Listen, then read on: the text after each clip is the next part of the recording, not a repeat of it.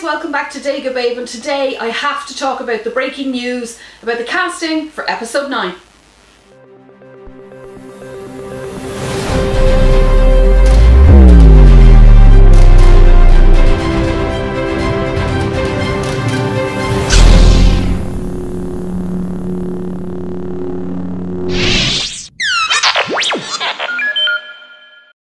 So hey guys, it's been a really exciting 24 hours with the news breaking on StarWars.com that J.J. Abrams has now told us who's cast in episode 9, and also about writers and producers and everything else, but of course the cast is probably the one that interests us all the most. So let's get straight into it. Delighted, absolutely ecstatic. As you can imagine, if you're used to my channel, you know I'm a big Luke Skywalker fan. So I'm really happy to see that Mark Hamill is returning in his role of Luke Skywalker for episode 9. So does this mean that he will return as a Force ghost, or is he even dead? Because he did say nobody's ever really gone in The Last Jedi, so maybe he's not actually dead at all. Maybe the Force has evolved, because that was kind of the impression given in The Last Jedi, is that it had evolved, that it no longer was just in bloodlines, that it would just randomly appear in a child who, you know, came from nothing. So maybe J.J. Abrams is kind of going to use that and embrace it to do something really interesting in episode 9. If he is coming back as a Force ghost, is he going to go to Rey and continue her training with her? Which would be interesting. It'd be the first time that a Force ghost ever continued to train a Jedi in one of the movies. Or could he possibly go to Kylo Ren and not Rey? Because let's face it, Kylo Ren is, I wouldn't really call him a dark side. You know, he hasn't completely turned to the dark side. I don't believe he has, because if he had, he would have killed his mother, and he didn't. But I do believe that he's a very tortured soul, and he needs some sort of guidance, and Snoke unfortunately was manipulating him and was not giving him real guidance. So maybe Luke will, because Luke did state, if you strike me down, I will be with you always. So maybe he is going to come back as a Force ghost and spend the time in episode 9 with Kylo Ren, which would be an interesting twist, and definitely something new for us, and very interesting. I just said that, didn't I? Very interesting. So we also saw that Billy D. Williams is coming into this episode, which is fantastic, because we haven't seen him since Return of the Jedi. I'm dying to see what sort of storyline they're going to come up with for him.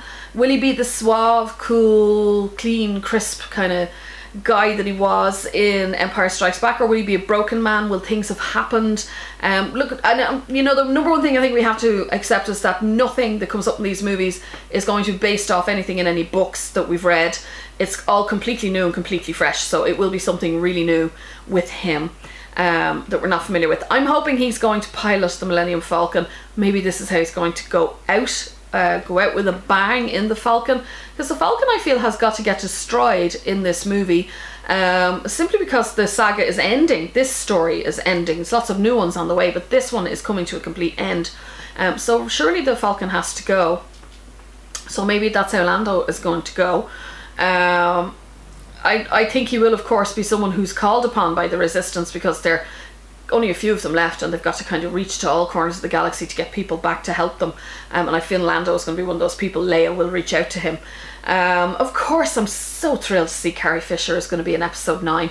I was worried they were going to CGI the character, which to me just wouldn't work. It worked in Rogue One, but it only worked because it was only for a few seconds. But if you had to put up with that through the entire film, I don't know that it would really work. Everybody's so used to Carrie, and I can't imagine any other actress playing her, first of all, or having her CGI'd.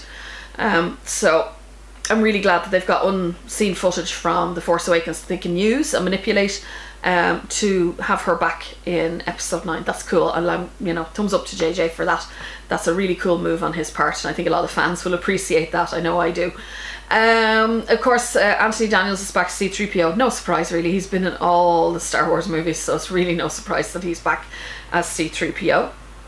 And some new people coming along to this cast, as well as the, you know, John Boyega and Oscar Isaac and Daisy Ridley and all the usual ones that were in The Force Awakens and The Last Jedi, and Adam Driver, of course. And we've got some new ones. We've got Keri Russell, who we knew about because that was kind of announced a few weeks ago. It was kind of on the grapevine, but it managed to get out. Keri Russell is coming into it, and there's been a lot of speculation on who she's going to play. There's kind of been two options out there. People have been saying Mara Jade. I don't think so, because again, these movies are not being based off anything that's been written in any books. So I don't think so that she'll be brought in as Mara Jade. I don't know that she would suit the character of Mara Jade. I don't know. Maybe she would.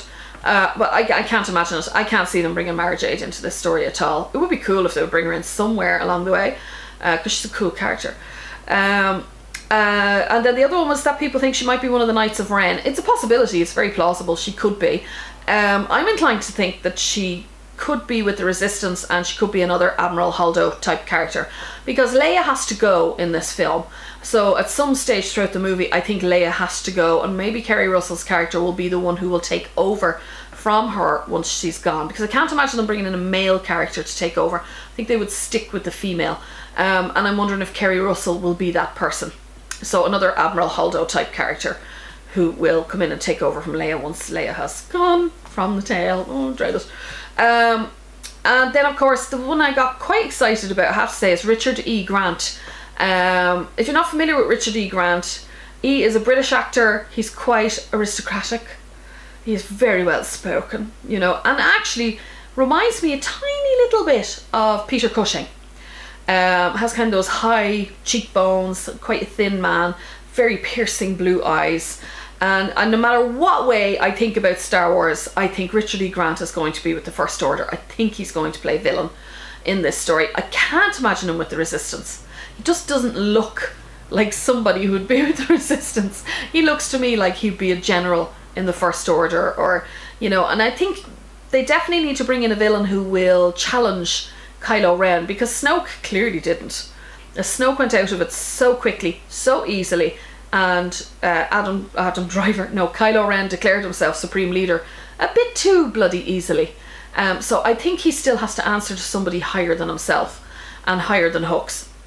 And I think Richard E. Grant will be that man who will come in and make things difficult for Kylo Ren.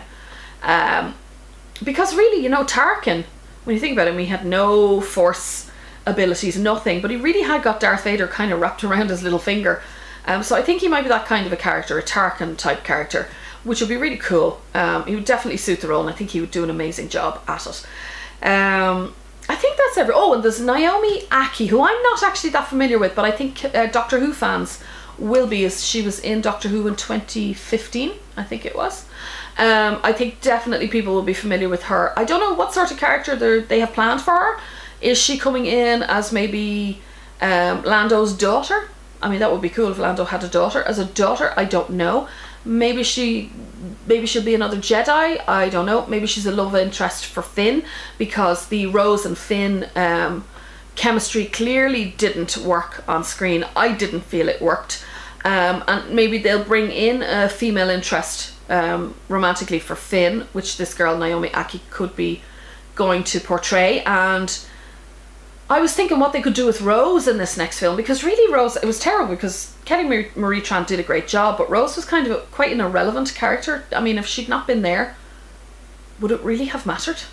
Probably not, which is a shame, because I loved her in it. I thought she was great, but I really felt that Rian Johnson kind of just, he messed up a bit with that. He did, with the whole Canto Bight thing and the Finn and Rose story. He messed up a bit with that, unfortunately.